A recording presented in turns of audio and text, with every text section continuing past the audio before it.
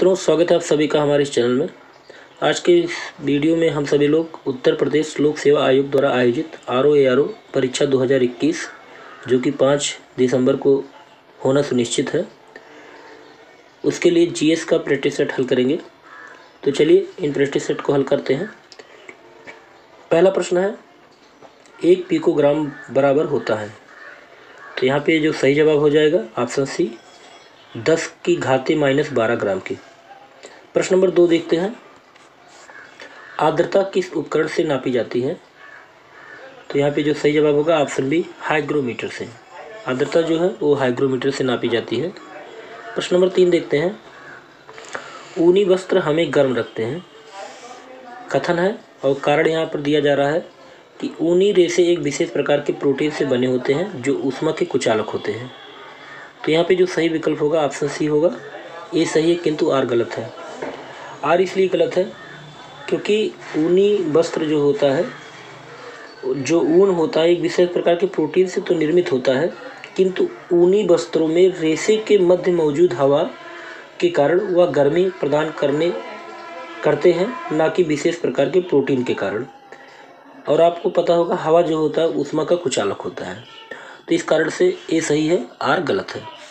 प्रश्न नंबर 4 देखते हैं, माइक्रोवेव ओवन में जिस माइक्रो ट्यूब का उपयोग किया जाता है वह क्या होता है। तो इसका जो सही जवाब होगा ऑप्शन सी, मैग्नेट्रॉन ट्यूब। प्रश्न नंबर 5 देखते हैं, वाहनों में पेट्रोल के जलने से निम्न धातु वायु को प्रदूषित करते हैं। तो यहाँ पे जो सही जवाब होगा ऑप्शन सी, लेड। अगला प्रश्न देखते हैं, प्रश्न नंबर 6, गैल्वेनीकृत लोहे पर किसका लेप होता है। तो गैल्वेनीकृत लोहे पर जो लेप होता है जस्ते का लेप होता है। ऑप्शन डी यहाँ सही होगा। प्रश्न नंबर 7 देखते हैं, शहतूत साल बनाई जाती है। तो शहतूत की साल जो बनाई जाती है वो चीरू के बालों से। ऑप्शन सी सही होगा। प्रश्न नंबर 8 देखते हैं, निम्नलिखित में उड़ने वाले जीव में कौन सा पक्षी वर्ग में नहीं आता है। तो पक्षी वर्ग में जो नहीं आता है वो चमगादड़ है। ऑप्शन ए, चमगादड़ जो है वो पक्षी वर्ग में नहीं रखा जाएगा। प्रश्न नंबर 9 देखते हैं, हमारी त्वचा के नीचे उपस्थित वसा एक अवरोधक के रूप में किसके विपरीत कार्य करती है। तो यहाँ पे जो सही विकल्प होगा ऑप्शन ए, हमारे शरीर से ऊष्मा की क्षति। प्रश्न नंबर 10 देखते हैं, जीन है। तो जीन क्या है। तो इसका जो सही जवाब होगा ऑप्शन ए, DNA का एक भाग।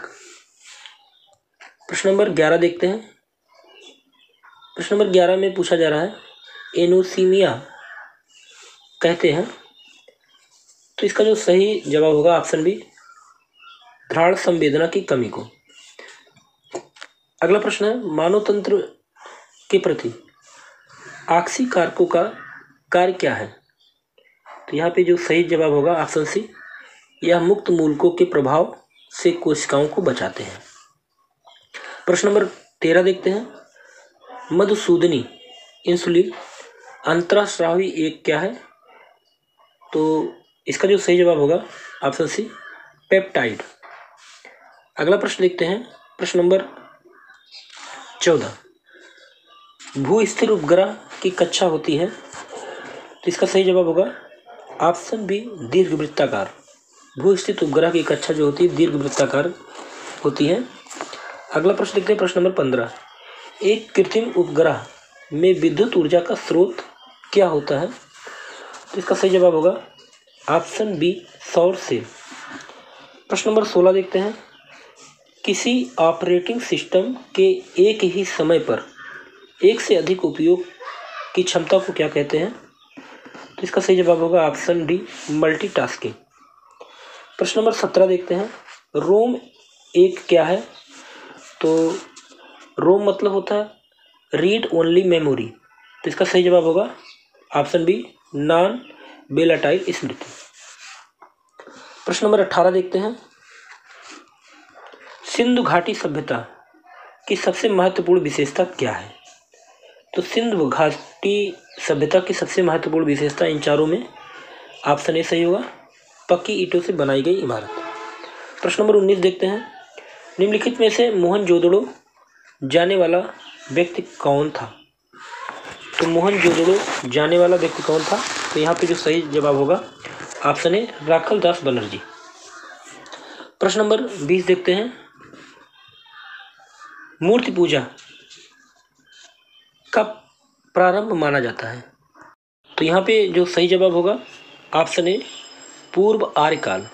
तो मूर्ति को पूजा का प्रारंभ माना जाता है पूर्व आर्यकाल। प्रश्न नंबर 21 देखते हैं, ऋग्वेद संहिता का 9वां मंडल पूर्णतः किसको समर्पित है? तो यहाँ पे जो सही जवाब होगा ऑप्शन डी सोम और इस पेपर नामांकित देवता को। प्रश्न नंबर 22 देखते हैं, ऋग्वेद में उल्लिखित प्रसिद्ध 10 राजाओं का युद्ध किस नदी के किनारे लड़ा गया था? तो इसका सही जवाब होगा ऑप्शन ए परुशड़ी। प्रश्न नंबर 23 देखते हैं, महावीर स्वामी को किस नदी के तट पर ज्ञानोदय प्राप्त हुआ था? तो इसका सही जवाब होगा ऑप्शन डी ऋजपालिका नदी के किनारे। महावीर स्वामी को ऋजपालिका नदी के किनारे ज्ञान प्राप्त हुआ था। अगला प्रश्न देखते हैं, प्रश्न नंबर 24, निम्नलिखित में से कौन से शासक ने बौद्ध मत के विस्तार में योगदान नहीं दिया? तो इसका सही जवाब होगा ऑप्शन डी पुष्यमित्र। प्रश्न नंबर 25 देखते हैं, कौटिल्य के अर्थशास्त्र के अनुसार मौर्यकालीन न्याय व्यवस्था में निम्नलिखित न्यायालय अस्तित्व में थे? तो इसका सही जवाब होगा ऑप्शन डी 2 और 4, धर्मस्थी और कंठशोधक। अगला प्रश्न देखते हैं, प्रश्न नंबर 26, सूची 1 को सूची 2 से मिलान करना है।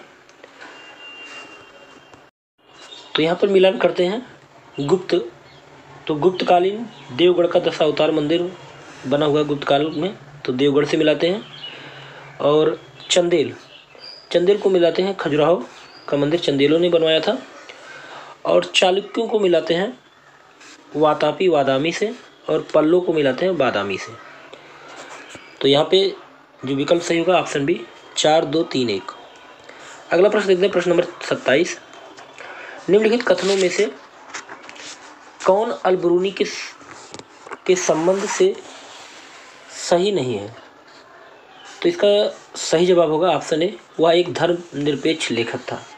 ये सही नहीं है क्योंकि ये धर्मनिरपेक्ष लेखक नहीं था। प्रश्न नंबर अगला देखते हैं, प्रश्न नंबर 28, निम्नलिखित में से किस एक को अलाउद्दीन खिलजी ने स्थापित किया था? तो इसका सही जवाब होगा ऑप्शन सी दीवाने ए रियासत। प्रश्न नंबर 29 देखते हैं, तुलु वंश का संस्थापक कौन था? तो यहाँ पे जो सही जवाब होगा ऑप्शन सी वीर नरसिंह। तुलु वंश का संस्थापक जो था वो वीर नरसिंह था। प्रश्न नंबर 30 देखते हैं, निम्न में से कौन सा कर शरिया द्वारा स्वीकृत था? तो इसका जो सही जवाब होगा ऑप्शन डी विवाह कर। विवाह कर शरीयत द्वारा स्वीकृत नहीं था। प्रश्न नंबर 31, जजिया किसके शासन काल में पुनः लगाया गया था? तो यहाँ पे जो सही जवाब होगा ऑप्शन बी औरंगजेब के शासनकाल में जजिया कर पुनः लगाया गया था।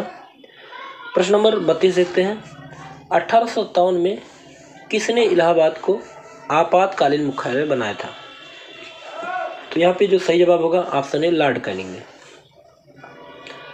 प्रश्न नंबर 33 देखते हैं, निम्नलिखित में से किसने 1857 के विद्रोह को एक षड्यंत्र की संज्ञा दी थी?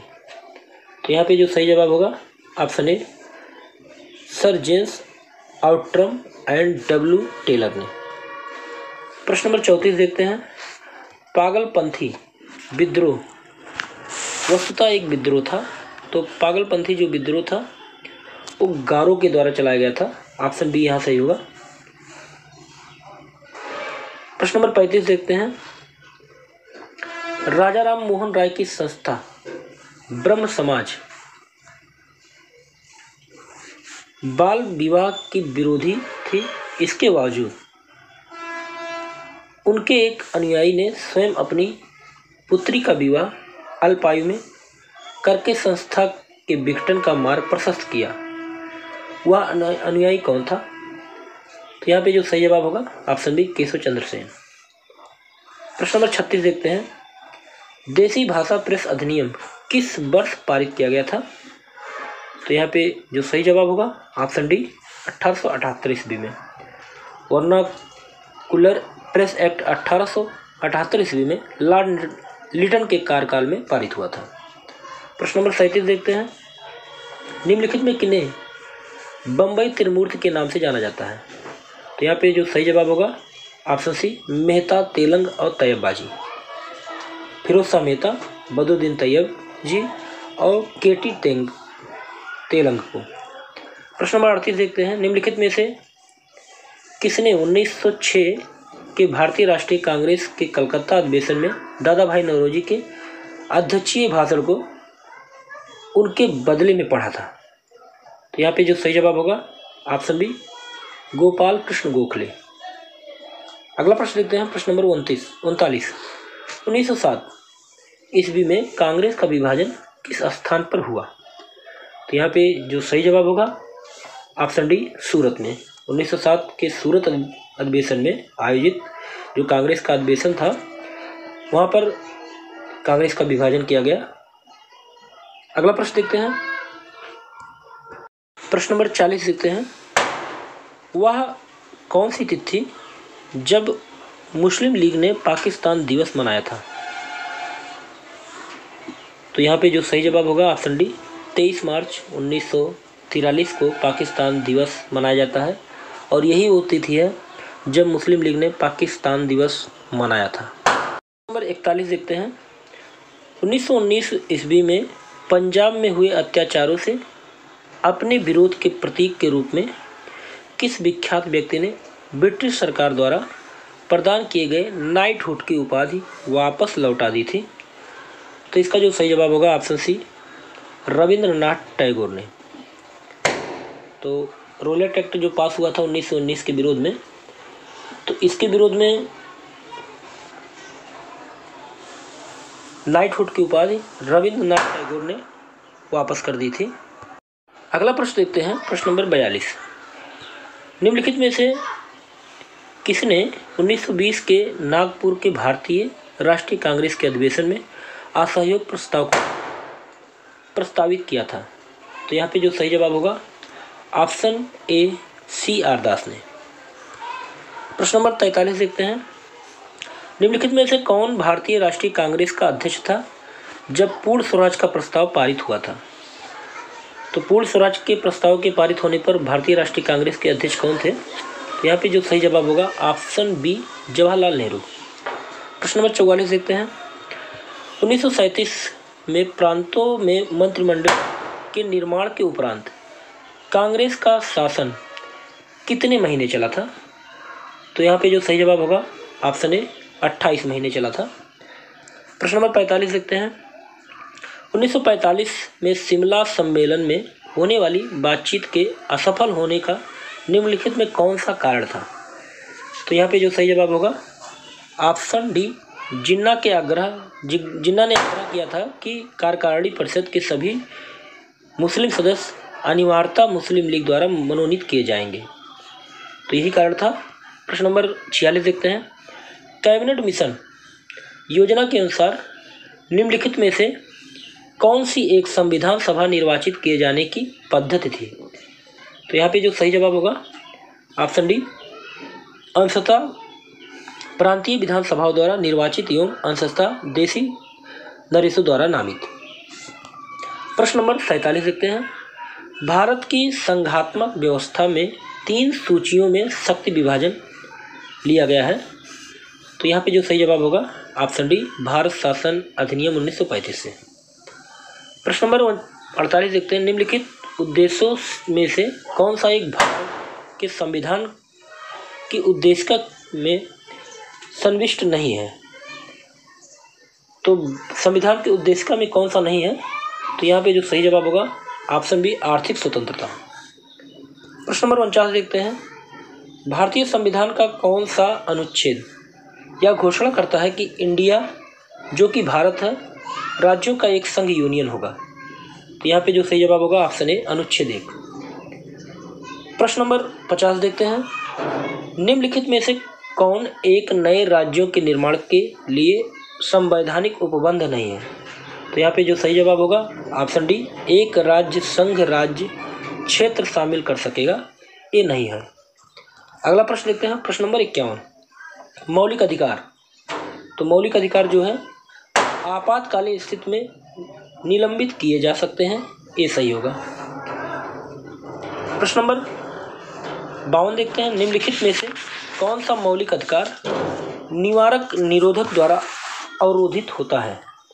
तो इसका सही जवाब होगा ऑप्शन डी, स्वतंत्रता का अधिकार। प्रश्न नंबर 53 देखते हैं। भारतीय संविधान निम्न में से कौन सा अधिकार प्रदान नहीं करता है? तो यहाँ पे सही जवाब होगा ऑप्शन ए, समान आवास का अधिकार। प्रश्न नंबर 54 देखते हैं। भारतीय संविधान में निम्न में से किस एक को मूल कर्तव्य के रूप में सम्मिलित नहीं किया गया है? तो यहाँ पे जो सही जवाब होगा ऑप्शन सी, अल्पसंख्यकों की रक्षा करना। अल्पसंख्यकों की रक्षा करने का प्रावधान नहीं किया गया है। प्रश्न नंबर 55 देखते हैं। भारत में प्रजातंत्र एक तथ्य पर आधारित है कि? तो यहाँ पे जो सही जवाब होगा ऑप्शन सी, जनता को सरकारों को चुनने तथा बदलने का अधिकार प्राप्त है। प्रश्न नंबर 56 देखते हैं। भारतीय संघवाद तथा अमेरिकी संघवाद में एक महत्वपूर्ण अंतर है, तो कौन सा अंतर है? तो यहाँ पे जो सही जवाब होगा ऑप्शन सी, दोहरी नागरिकता। अगला प्रश्न देखते हैं। केंद्र एवं राज्यों के बीच वैधानिक शक्तियों का बंटवारा हुआ है, जो कि किस अनुसूची में है? तो इसका जो सही जवाब होगा ऑप्शन सी, 7वीं अनुसूची में इसका वर्णन किया गया है। प्रश्न नंबर 58 देखते हैं। यदि उपाध्यक्ष लोकसभा की अध्यक्षता कर रहे हैं तो उन्हें एक अधिकार प्राप्त है कि वह मत बराबरी की अवस्था में मतदान कर सकते हैं। ऑप्शन सी सही होगा। प्रश्न नंबर 59 देखते हैं। संसद में लेखा के लिए वोट आवश्यक होता है, तो यहाँ पे जो सही जवाब होगा ऑप्शन सी, जब सामान्य बजट के समय सीमा के अंदर पारित होने की आशा नहीं होती है। प्रश्न नंबर 60 देखते हैं। जीएनपी और जीडीपी में अंतर है, तो इसका सही जवाब होगा ऑप्शन डी, विदेशों से शुद्ध साधन आय का। प्रश्न नंबर 61 देखते हैं। भारत सरकार की राजकोषीय नीति का निम्न में से एक उद्देश्य नहीं है, तो इसका सही जवाब होगा ऑप्शन सी, अंतर्राज्यीय व्यापार का नियमन।